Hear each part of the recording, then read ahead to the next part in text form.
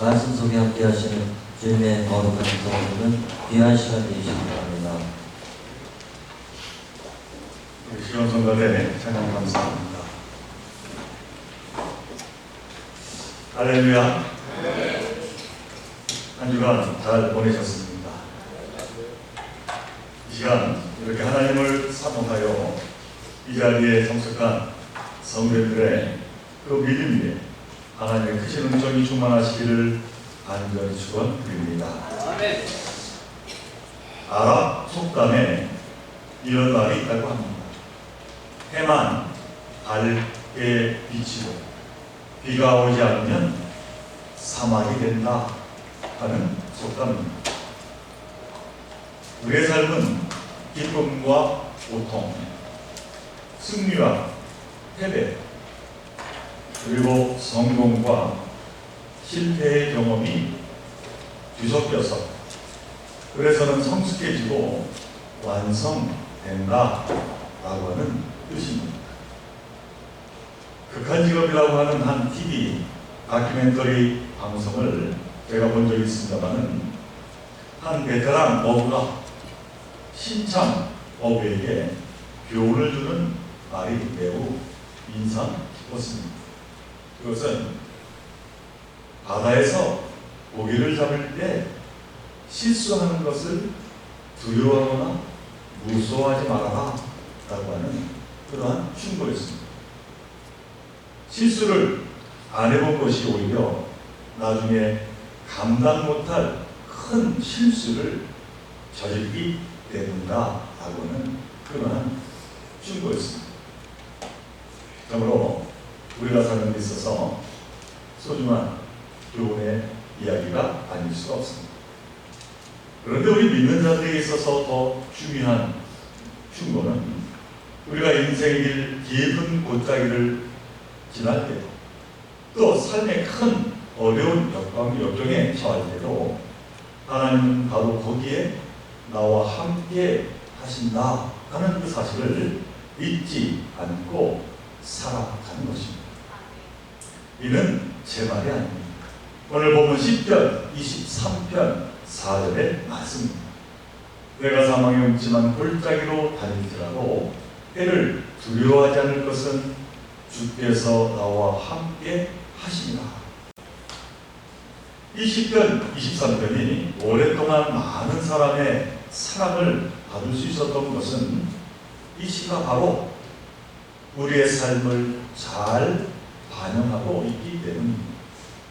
만일 이 시의 시인인 다윗이 늘 잔잔한 물가와 푸른 초장에서 평생 걱정, 근심 없이 살아간 사람이었다고 한다면 그걸 그렇게 자랑하듯이 이 시를 노래했다면 그토록 오랜 세월 많은 사람들에게 감동을 주는 시가 될 수가 없었을 것이다 라고 하는 겁니다.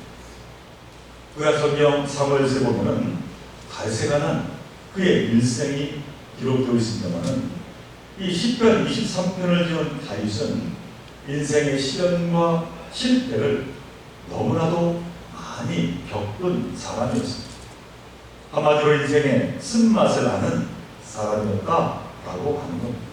그래서 우리는 그의 시를 읽는 순간 그 시인과 교감하게 되고 그의 시가 남의 이야기가 아니라 바로 내 이야기로 느껴지게 되고 그래서 거기에서 우리는 감동하게 되는 것입니다.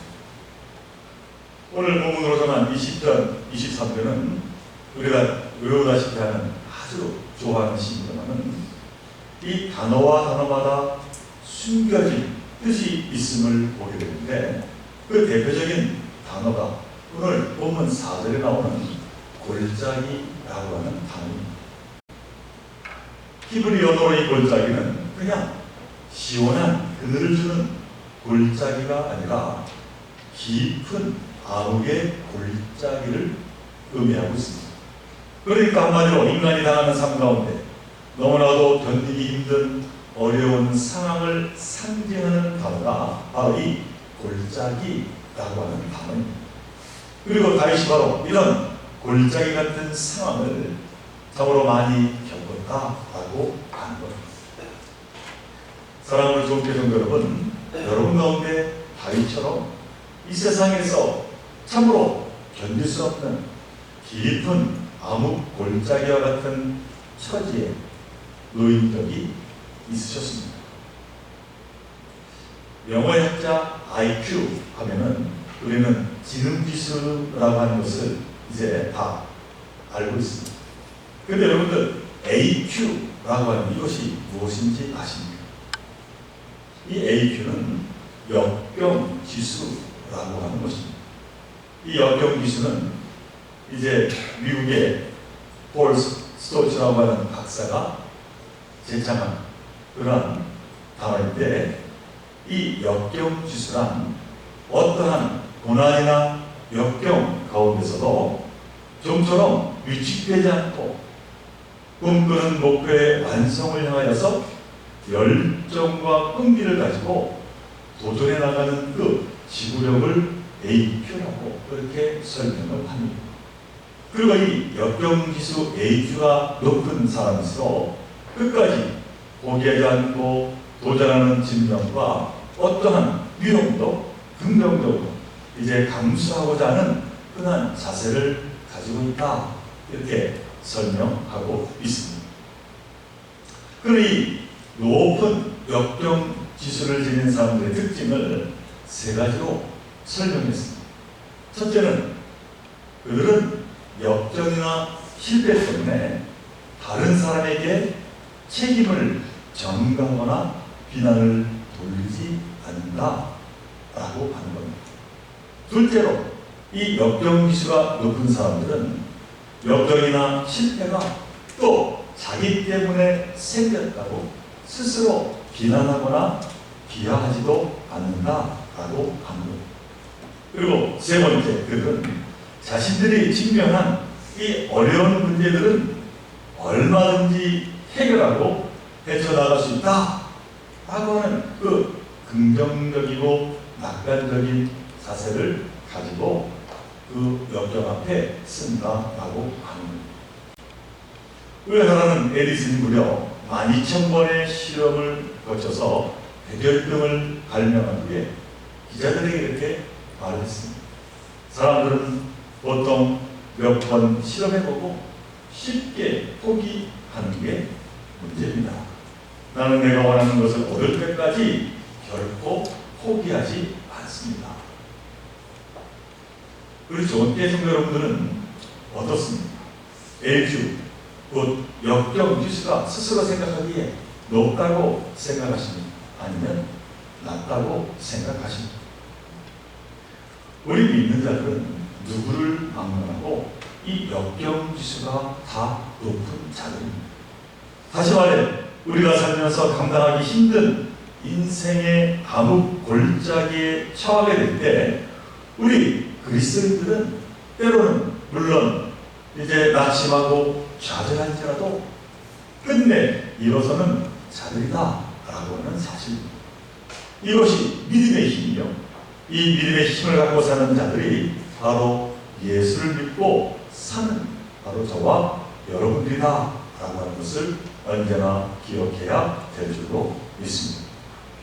우리 그리스도인들은 이 역경을 만났을 때 꼭 기억해야 할 네 가지의 사실이 있습니다.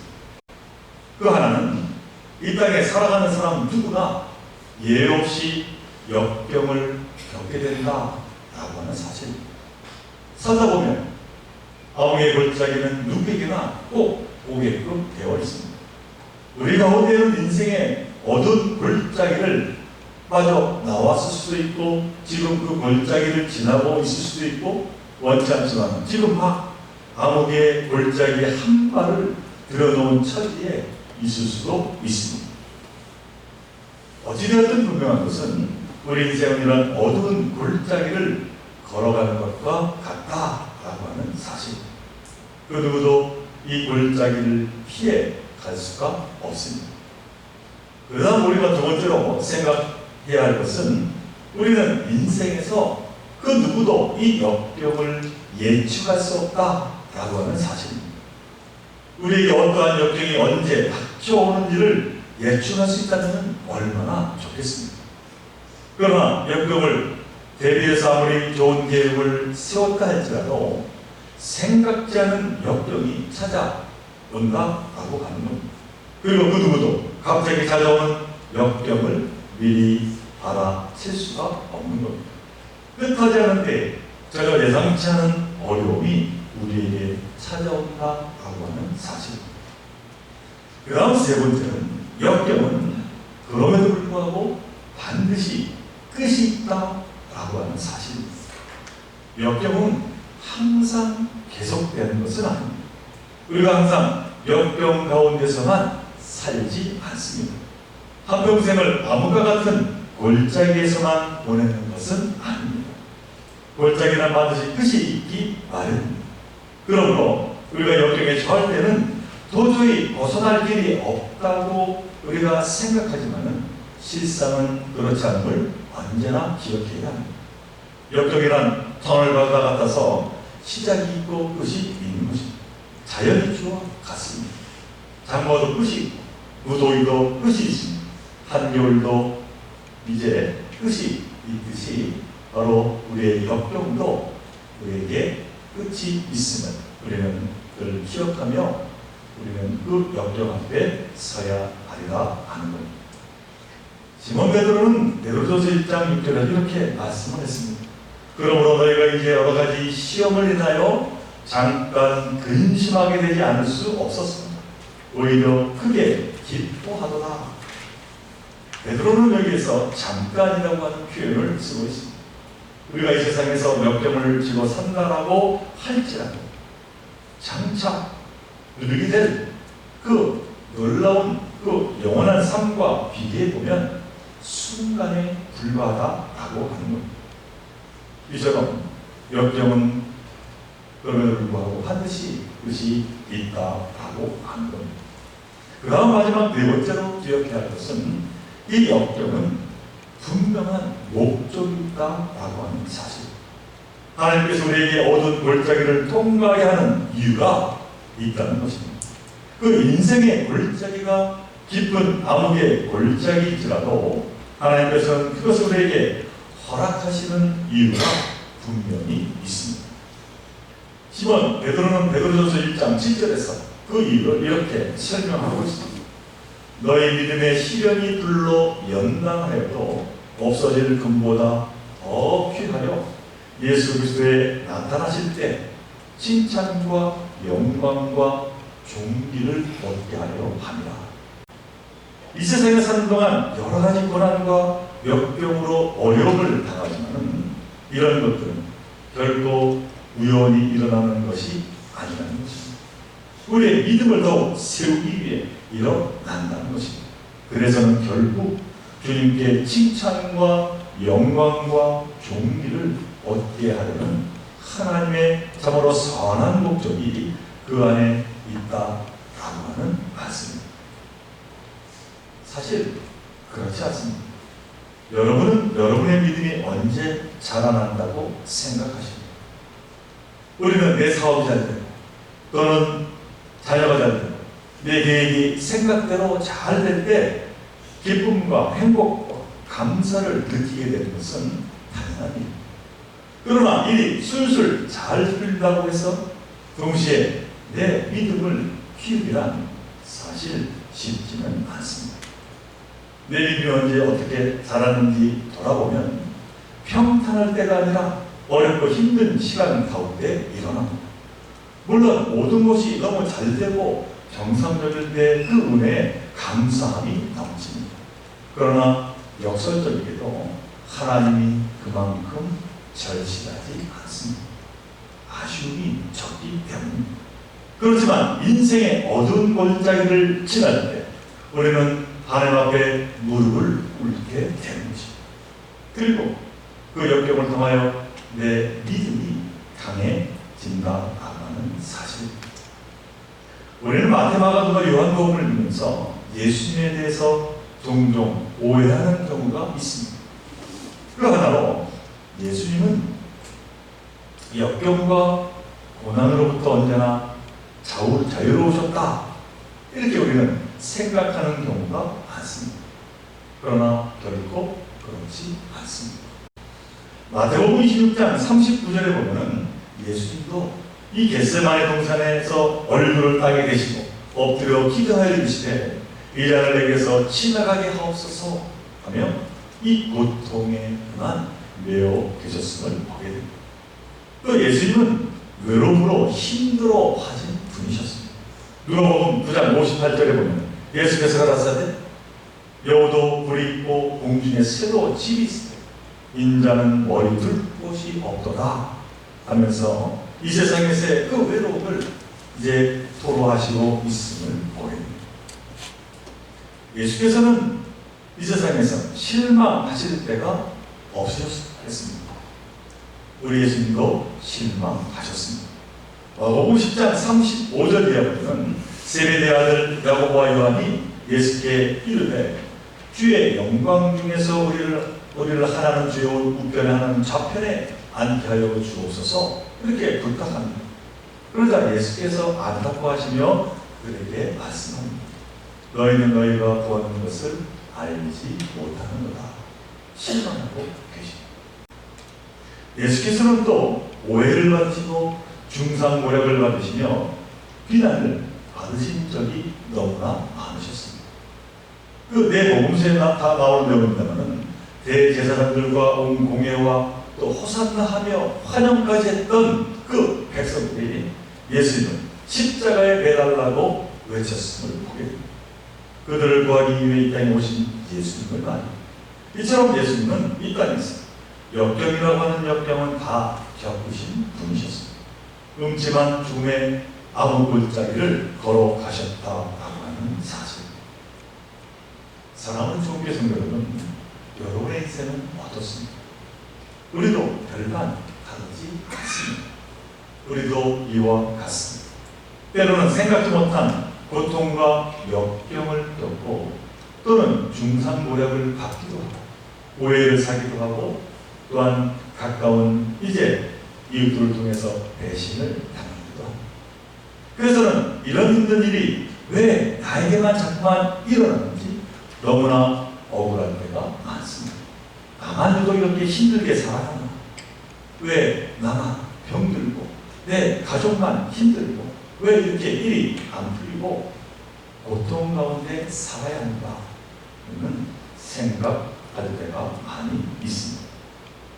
그러니까 우리가 주어진 인생에서 그 누구도 역경을 피할 수 없고 예측할 수 없고 누구에게나 다가오는 것이고 그러나 그것이 결국은 지나가는 것이라면 그리고 그 역경에 분명한 하나님의 선한 목적하심이 있는 것이라면 우리는 이 역경을 역경으로 여기는 것이 아니라 능히 감당할 수 있는 역경으로 우리는 맞서야 할 것이다 라고 하는 사실입니다. 자, 그렇다면 우리는 어떻게 이 역경을 맞서 나갈 수가 있겠습니까?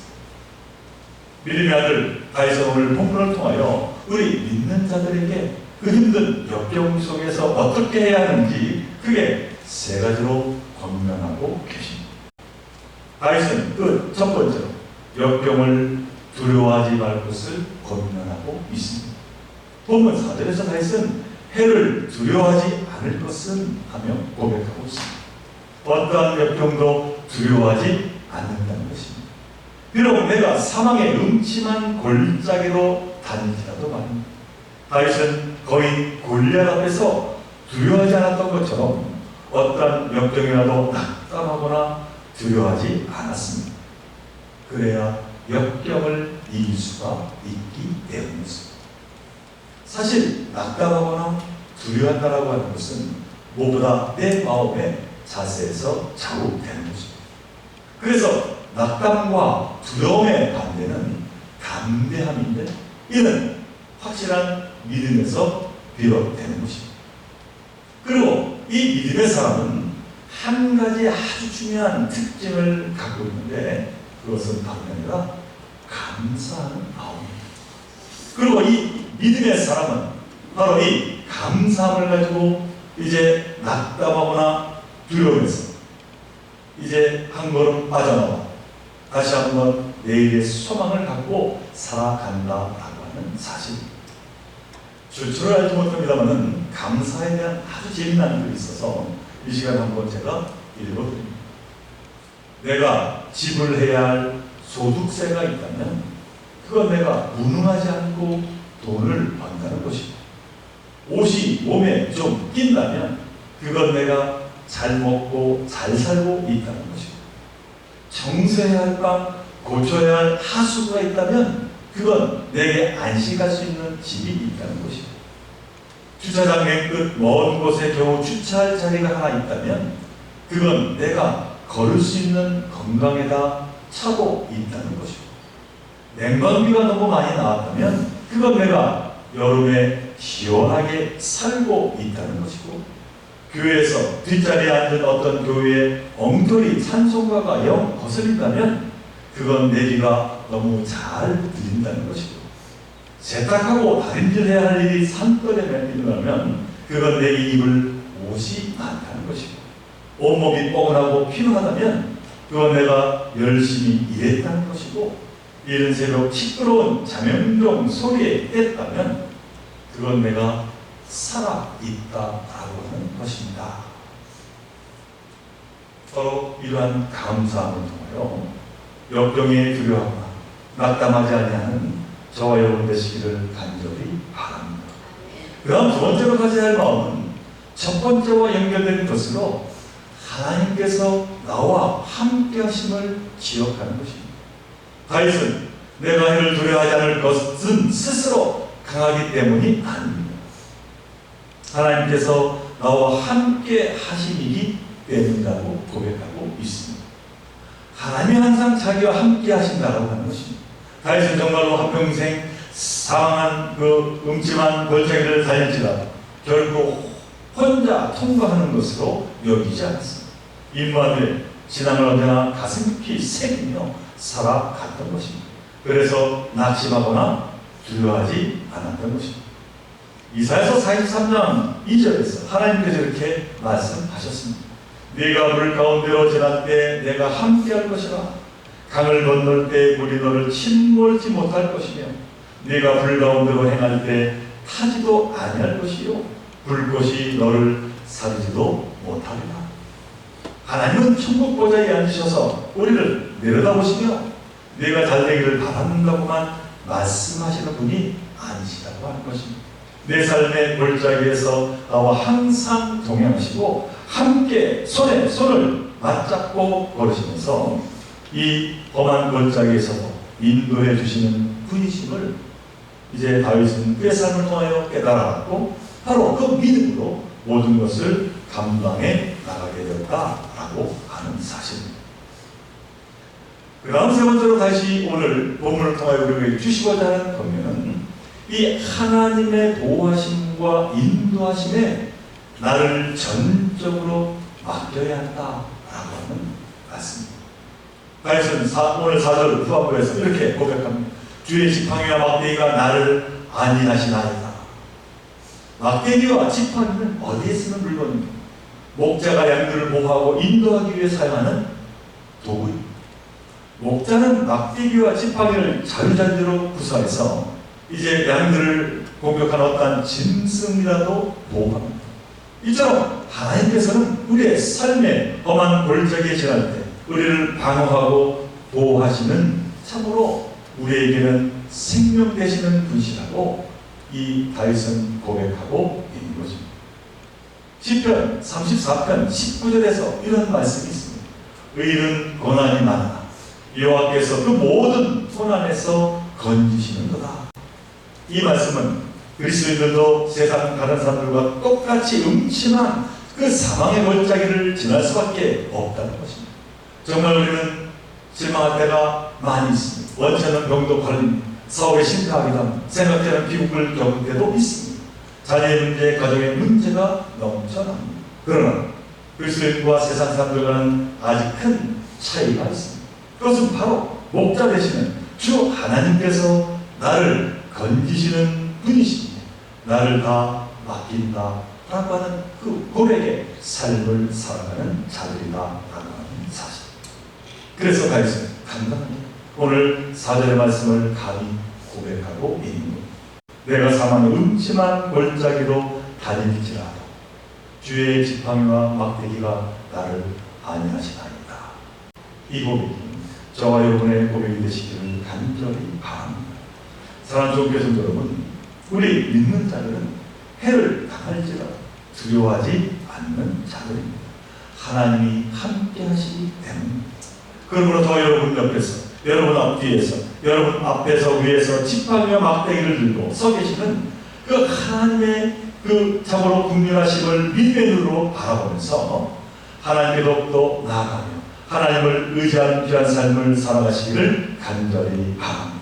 살아 역사하시는 하나님이 나와 함께 하시기에 참으로 어떠한 역경이 나를 흔들지라도 낙심하지 아니하며 앞으로 힘차게 나아가리라 라고 하는 그 고백이 저와 여러분들의 고백이 되시기를 오늘 주님 이름으로 간절히 축원을 드립니다. 함께 기도드립니다. 사랑하는 하나님, 오늘 다윗이 참으로 우리에게 말씀합니다. 참으로 부족한 저희들 때로는 음침한 사망의 골짜기에 다닐지라도 늘 하나님께서 함께하여 주시고 주의 지팡이와 막대기가 나를 안위하시나이다 하는 그 고백을 저희들에게 이제 들려주고 계십니다. 이 고백이 또한 저희들의 고백이 되게 하여 주옵소서. 지금 여러 가지 어려움이 있지만 거기에 의해서 좌절하지 아니하고 하나님께서 함께해 주시는 믿고 모든 하나님께 맡기며 참으로 하나님께 더욱더 나아가는 저희들 모두가 되게 하여 주옵소서. 하나님께서 모든 역경을 이기게 하시고 그 가운데 놀라운 하나님의 축복을 더하여 주실 줄로 믿습니다. 그 믿음으로 참으로 오늘 주신 귀한 생명 감당해 나아가는 저희들 모두가 되게 하여 주옵소서. 이 모든 것 간절히 바라올 때마다 우리 주 예수 그리스도 이름으로 간절히 기도하옵나이다. 아멘.